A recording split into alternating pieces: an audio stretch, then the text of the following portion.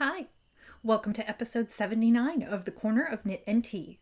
I'm Laura, also known as Fluffy K on Ravelry, Fluffy Kira on Instagram and Twitter. I blog over at thecornerofknitandtea.com, and that's where every episode and every episode show notes will be. I sell my handspun yarns in my shop on Etsy called The Stash Buckler Adventures in Yarn.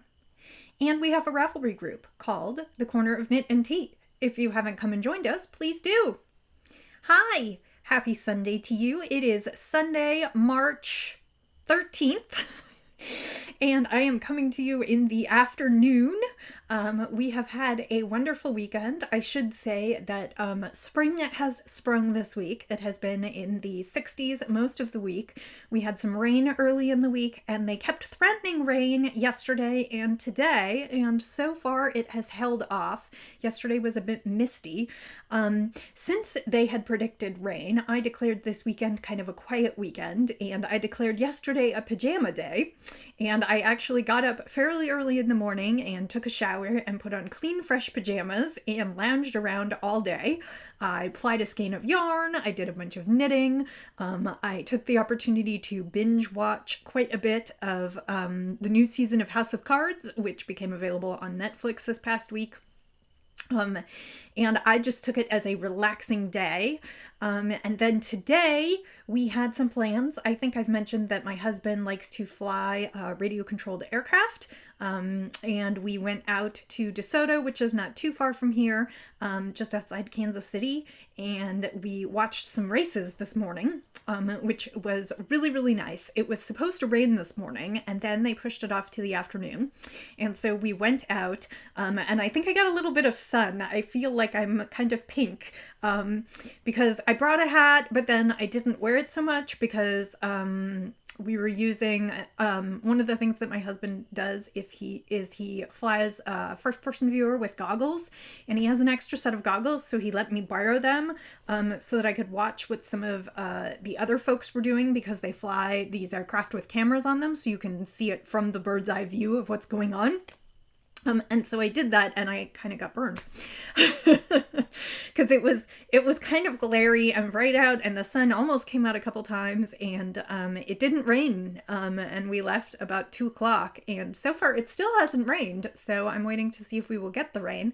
We could use some because we have not had much precipitation this winter. So we shall see. So that's kind of what I'm up to. He has people coming over later, and I am doing laundry and chores and hopefully more crafting and just hanging out. So that has kind of been most of my week. I have no finished objects, but I've had lots of progress on my works in progress. But let's start first with the tea. I went through and looked for something to drink today, and I still have a bunch of samples from when I went to the tea festival last June. Oops, they're probably slightly beyond their use-by date. But the one that I pulled today is from a place called Anna Marie's, and it's www.annateashop.com, and the phone number is local, so I suspect it's somewhere around the Kansas City area, although I have not seen this before.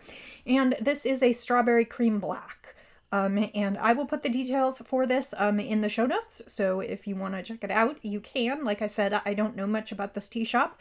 I got a couple samples from them. I got a strawberry cream black, and I also saw an almond coconut black, so I will try that one another day.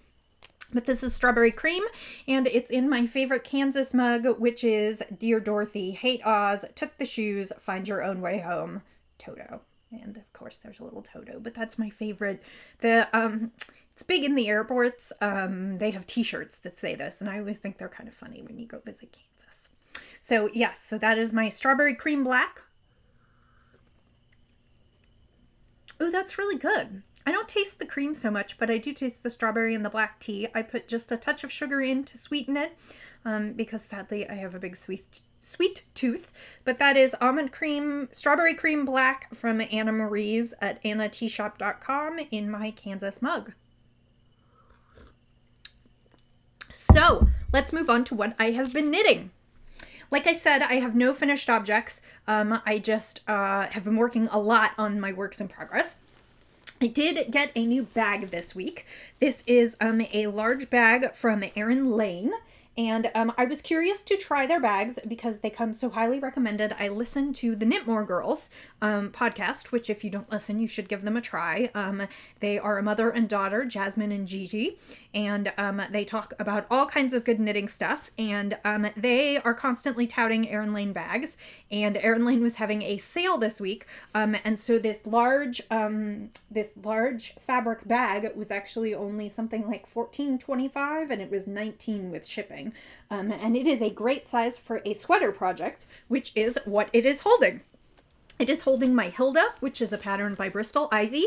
And if you recall, last week I showed you I had broken off for the sleeves and, or I had separated for the sleeves, and I had the sweater on waste yarn, and I had said I needed to take it off waste yarn and put it back on the needles and knit. And I have done that. The front is very plain. It's the back that really gets the mention here. And of course it's going to be really, really hard to show you. It is, like I said, it is shaped by lace and twisted ribbing. And if you can't tell, I had just done like the first row after separating for the sleeves last week, and I got maybe, I don't know, maybe 3 to 4 inches in there. So not a ton, but some progress. And I am still working on this one. And actually, I hope that I'll put in more time on this one this evening. I have been working on a couple other projects more this week. But yes, this is my Hilda. And I keep showing you the back because it's the most interesting part of it. And the shaping will actually lend itself to hourglass. And of course, it's hard to see because it's all bunched up on the needle. I have it on a 24-inch needle. So, it's a bunchy thing that looks like a sweater, and this is Woolmize DK in the Moses colorway, and that right there is probably not too bad of a color. It's a dark blue with just a hint of teal in it. So that is my Hilda, and I would love to be knitting this faster, but I have a few other projects this month that I'm focusing some energy on, so I will just keep on keeping on with this one, and I'm still in the first skein of yarn. The Woolmize skeins are very generous. I chose because they were pretty well matched, and her quality control is absolutely impeccable. I chose not to alternate skeins. I probably will when it gets close to changing, like where I change, I'll probably alternate a few rows, but I'm hoping that I won't need to alternate skeins and that this won't bite me in the butt. So that is the first project. The second project that I am working on is in a bag that I love by Heidi Monkey. I realized I hadn't gone to her shop and seen if she did any bags recently, but this is Firefly fabric, which I absolutely love. And I can show you the inside, and what I was really going to show you is this is her label, Heidi Monkey Bags. I got this a while ago, and it is one of my favorite bags, and I pulled it out for my current project, which is Foolproof, which is a hand-spun cowl by Louise Zass Bingham. It took me a couple weeks to get you the name of that.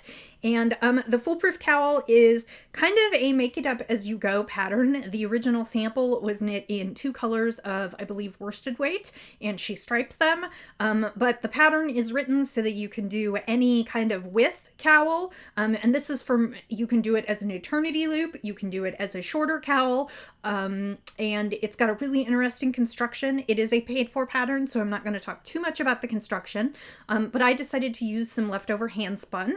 The hand-spun that I have is Hello Yarn. It was a merino and black silk in the colorway Waterweed, and again, this will never show up well on this camera. It is blues and greens, and it's very dark and moody. I knit a sweater out of it this past year, and this has seen a variety of work this weekend. If you remember last time, I told you that it starts out with a triangle, and I had a little bit of the blue triangle, but not very much, and I have done quite a bit of knitting. This is the first side. Or I guess this is the second side. This is the side I worked on this afternoon as I was watching the flying. I'm trying to show it in a way that will show you some of the beautiful, luscious colors, because it really is, that's a great shot where you can see all the different colors in this yarn. So I have worked one side, I have worked the other side, and I am getting ready to join them now. I actually had to stop knitting because it was time roughly to join, and I needed the instructions and I didn't have them with me. So I expect this one will get done in the next day or two. This is what I have been bringing with me to work. And so I've been working on it at lunch hours, and I worked on it at knit night this week, and I am super, super pleased with this. I am actually hoping that this will be a birthday present for my sister, whose birthday is at the end of the month. And if I finish this in the next few days, that should be easy. So I can't recommend this highly enough. It's a really, really nice pattern, particularly for hand spun. And I know I'm going to be making more, particularly one for myself. I really wanted to make one for myself. And I had this hand spun left over, and since I already have a sweater in it, I decided I didn't want to use this colorway for myself. And my sister had kind of been hinting when I was working on my sweater that she really liked this yarn. So I decided to knit the pattern for the first time and see what it was like, and use it for hers. But like I said, I am definitely going to pick something to spin up for myself. So I will, this will most likely be a finished object next weekend, right before I send it off to her. And I will definitely be making another one of these in the future for myself. So the third project on the needles is something that I showed you a little bit last week. It is a review for Luetta. As I said, the nice folks over at Stitchcraft Marketing contacted me to see if I would want to knit one of the Luetta Spring 2016 collection patterns. They are designed in Luetta Euroflax, which is a sport weight linen yarn. And it comes in a variety of colors, some of which are very striking. They've also got paler colors as well. The knit that I selected to knit was Zambra, which is a 3-color shawl by Susanna IC, and I showed a picture of it last week. And I am now through the second third of the shawl. As you recall, I was partway through the first part last week, and of course this is bunched up on the needles as well, so I will try and show you a little bit. I was on the dark pink, which is their crabapple colorway last week, and then I transitioned to the soft coral colorway and switched patterns as per the pattern. And that's like a nice lace section. And I'm getting ready to do the third section, and my third color, which needs to be wound still, is champagne, which is kind of a pink or taupe toned natural color. So that's going to be the edging, and then this one will be done. I expect this might be a finished object next weekend, but it might not, because as I spoke of last week, with linen, the interesting thing about linen is when you knit it, it is fairly rigid, but the more you wash it and wear it, the softer and more drapey it becomes. So my plan is to knit the shawl and then wash it and dry it, and possibly more than once, because I want it to be super soft and drapey. I am thinking this is going to be a shawl that I'm going to give my mom for Mother's Day. So the plan is to wind this one up today and then get started on the third section. And as I said last week, because I'm a little nervous about putting the shawl in the washer and dryer, I did have some emails from people, or some comments from people, who told me that they have done it before with no problem, and it does come out absolutely dreamy. I was hoping that I would have a little bit left over of one of the colorways, and I do. This is the crabapple colorway, and I am going to kill 2 birds with 1 stone, which is, there was another pattern in this collection that I really liked and thought I might knit for me. It is a tank top shell called Tallahassee. And so I am going to knit a swatch in the correct needle size for Tallahassee to see if I can get gauge in this colorway. And then I'm going to stick it in the washer and dryer and run it through maybe more than once and see what it comes out like. And that will also give me a little bit of a test before I put the shawl all the way through.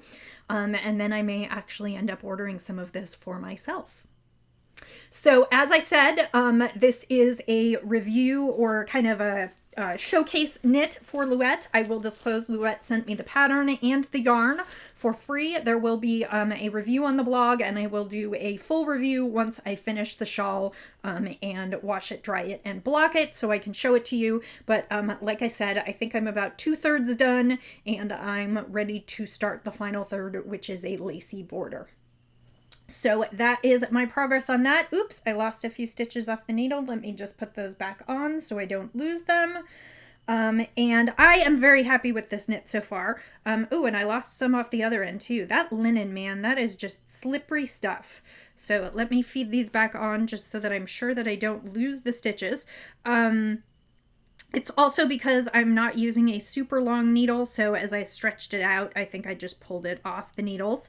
I will say that the linen is not super soft to knit with, although like I said, I am told that once I wash it and block it, and then the suggestion was just to put a cool iron on it afterwards to sort of block the lace.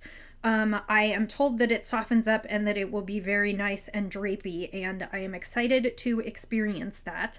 But it's not too rough. It's just not like a super soft yarn to work with. So, and if you've knit or spun with linen before, you'll know what I mean. But I am very excited, and I am thankful that Luetta is giving me the chance to work on this. So that is the third project on the needles. Since, as I showed you, Foolproof is just about done, I need another project, and I actually have more yarn. When Stitchcraft contacted me a couple weeks ago to ask about Luetta, they also had a couple other things in the works, and I will be talking about those over the next couple weeks, but I have one to talk about today. This is, I put this in my geisha bag. This is Knit and Stitch Bits on Etsy. I will put that link in the show notes. And one of the yarns that they wanted me to try is from Bisous Basin Ranch, and Bisous Basin Ranch does really, really nice fibers. They specialize in yak and cashmere, and they actually even have some Kiviot yarn. So super soft luxury fibers, and they asked if I would want to sample a skein of their Tibetan Dreams, which is 85% yak down and 25% nylon. It is their fingering weight, theoretically their sock yarn. And the interesting thing about Bijou Basin is they do their own colors, but they also pair with other indie dyers to do select lines. And they have a line with Lost City Knits, who is a dyer I really like. They have a line with Miss Babs, which has some super fun colors. And most recently, they have collaborated with Annie Modisett of Mode Knit Yarns to dye some of their base yarn. So what I received was a skein of Tibetan Dreams Bijou spun. Like I said, this is the 85% yak down, 15% nylon, and the Mode Knit colorways are ombres and gradients, and this is the fuchsia ombre. So it goes fuchsia to kind of a lilac lavender. And of course, the first thing that I thought when I saw these colors, because I told them to go ahead and send me whatever they would like me to review. The first thing that I thought when I saw these colors is, ooh, I have to make something for Roxy. However, this is yak down and nylon yarn, and it is not inexpensive at all, and it feels amazing. And I am not sure that I want to knit something for a child in yak down that calls for hand washing and dry flat. So poor Roxy is out of luck on this one, and I guess I will make something for myself. I went through looking for patterns, and because this is kind of an ombre gradient, it fades from the pink into the lilac. I wanted to be sure that whatever I knit was going to kind of be a straight through knit so that we would be able to see it, the fading. So I decided that either a shawl or a cowl would be the best. And I did some looking, and I opted for a cowl. And the cowl that I chose is the Star Shower Cowl by Hilary Smith Calais. And it looks like this. And this is a pattern on Ravelry. It is a paid for pattern. I have not purchased it yet. But it looks like a simple cowl with some lace. And it calls for between 350 and 400 yards of a fingering weight yarn. And hers is called Star Shower, but I think I'm going to call mine Spring Showers because it reminds me of flowers. So that is what I'm going to be casting on this week as soon as Foolproof is off the needles. So my guess is by midweek I will have this one going as a project for work and kind of out and about. The reason that I have not taken either Hilda or the Zambra out is because they both have patterns and have required a little bit more concentration for me. I think Hilda at this point is probably at the point where I could take it out because I'm pretty sure what I'm doing with the eyelet and the twisted rib. But that one was complicated for a little while and had some shaping, and I wasn't sure exactly if I was going to be able to do that. Anyway, so this is going to be my smaller project, and again, this is for review, so I do have to thank Stitchcraft Marketing and Bisous Basin for sending me these things, and I will give you a more full review once I finish knitting the project. So that covers all of my knitting for the week. 3 projects on the way and a 4th as soon as I finish one of them. So I will still have 3 projects going. I have also still been working on my Cozy Memories blanket and adding a square a day, or truthfully, I'm ending up adding 2 squares every other day, just because I haven't been able to sit down every single day and do a square, but I am working on that, and I will be showing more photos, and I'll bring it back maybe next week. I just didn't feel the need to bring it back for just a couple squares. So let me take a sip of tea, and then we will move on to spinning. I also did some spinning this week. Last week, I showed you a beautiful braid. Gosh, I can't speak today. A beautiful braid of Hello Yarn fiber. That was Falkland, which is one of my favorites to spin in the December 2014 colorway Fairy Tale. And I divided the fiber up into thin strips for maximum barber pulling, and I spun it short forward draw. I'm trying to add a little bit more detail to my spinning podcast. And I finished it and plied it, and it is still a little damp, but it is very floofy, and I am very happy with it. If you remember, the colors in this yarn were navy blues. You can see just a little bit of lavender, some minty greens, and some kind of swampy greeny browns, and I am super happy with the way this skein came out. That's a pretty accurate photo, but of course I will take better photos and post them on my Instagram. This is a skein for the shop, so if you like what you see, it is available. It is not spoken for. Like I said, navy browns, kind of minty greens, a little hint of lavender in parts of it, and kind of a swampy browny green to finish it off. And this is a fun skein. I have a feeling it will be between between 300 and 350 yards. It seems like it's probably a sport weight yarn. I guess it's probably heavy fingering in parts, but probably overall mostly a sport weight yarn. It would make nice socks. It is soft enough to be worn next to the skin, so it would make nice accessories. So that is Fairy Tale, and I expect that will go up in the shop tomorrow. Which brings me to what I am spinning this week. I have been talking this first quarter about doing a spinning study for the Harry Potter House Cup, which is a tournament for imaginary internet points on Ravelry. And I have been exploring different ways of spinning. I spun a 2-ply barber pole first. Then I spun a 4-ply cable yarn, which I showed you. Then I spun a true 3-ply yarn. That was the last thing that I did. And the final item is to spin a singles yarn that I will go ahead and full. And you know, it's interesting because I pulled this braid that I wanted to spin as singles because of the amazing colors and because I thought it would look beautiful. And I gave absolutely no thought to which fiber I was picking. After I watched Rachel of the Welford Pearls, she is Welford Pearls and she does the Woolen Spinning podcast, I noticed that she had spun, she spins the Sweet Georgia Fiber Club, and she spun last month's offering, which was a superwash merino, and she spun it as singles and then knitted into a project, and she talked about the fact that because it was a superwash merino, she couldn't really full it, and she was worried about how the yarn would hold up. And all of a sudden this afternoon even, actually, I looked at that braid as I was pulling it out to bring in here, and I was like, oh no, did I pick a braid that's superwash merino? Because if I do that for singles, and I try and finish the singles by fulling them slightly, it won't work.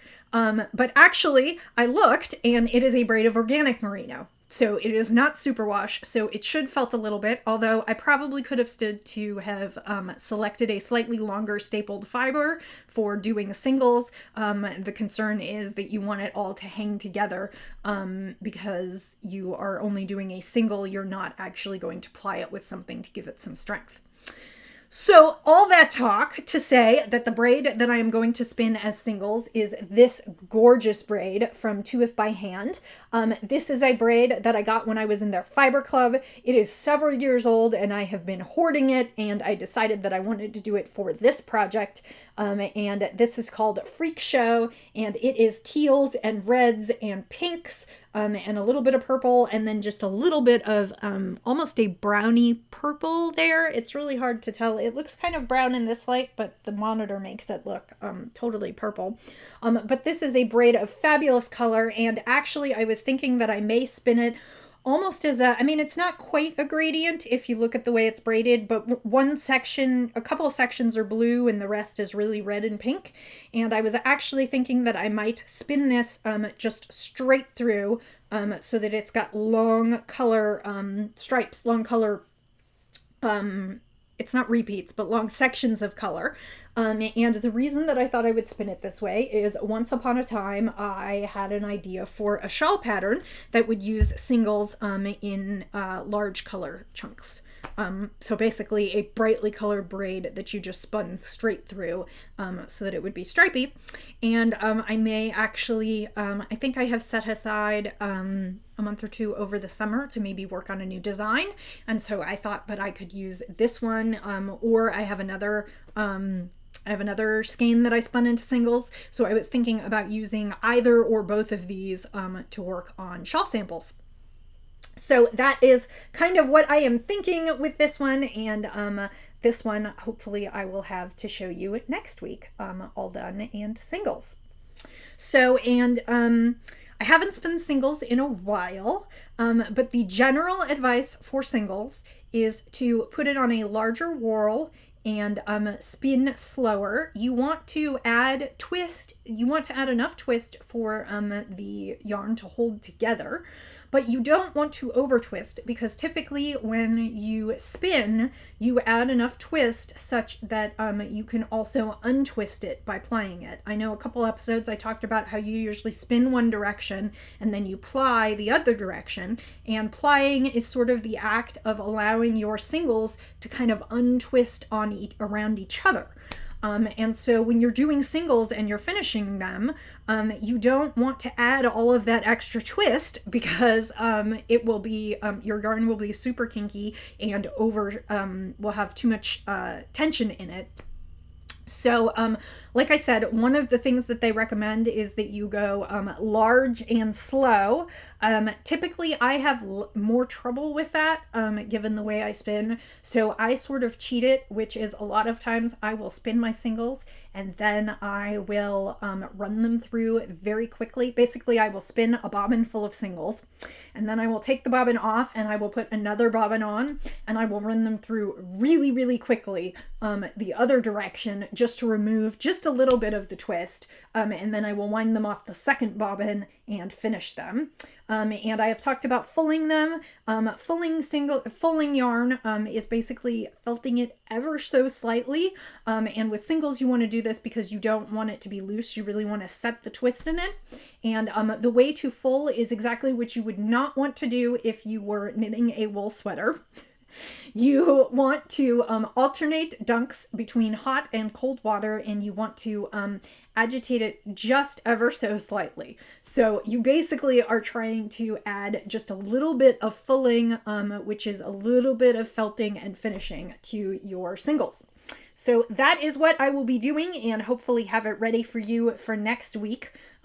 So expect some pictures of that this week. And of course, the pictures will be less interesting this week because I realize that if I spin long color repeats on my bobbin, I won't have anything very interesting for bobbin shots midway through the week.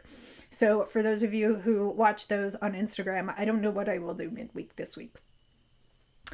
So I believe that is all I have to show you today. I hope that you have had a wonderful week and that things are turning to spring where you are, at least if you're in the northern hemisphere. You know, it's so funny because I love fall when it gets cool and crisp. And I actually am sort of always ready for winter because I am ready to knit sweaters and to huddle under warm woolly things. And this year has actually been a very mild winter. But as soon as it starts getting warm again, I'm like, oh, spring. Yes, this week the trees budded and the frogs started up in our creek, and those are all the signs that spring and ultimately summer is coming. And it was just such a nice feeling. And I'm also I still have a sweater on the needles, which I need to finish, and I'm working on cowls. But I'm looking forward to the summer. I think I'm going to try and work on socks and shawls this summer. I do have a couple other like summer sweaters, like I would love to knit that shell. And actually I have a very exciting project coming up, which is sort of a collaboration between me and Stitchcraft Marketing and another yarn provider, which I will talk about when it arrives. That is something that I will be working on closer to April because I'm already full up on March projects. So, thank you for joining me. If this was your first time, I hope you enjoyed it, and I hope that you will come back and see me again. If you were joining me as a subscriber or coming back again, thank you for joining me. I so enjoy spending time with you, and I appreciate that you continue to watch the podcast. So I will say, as I always do, happy spinning, happy knitting, happy sipping, and I'll see you next time. Bye!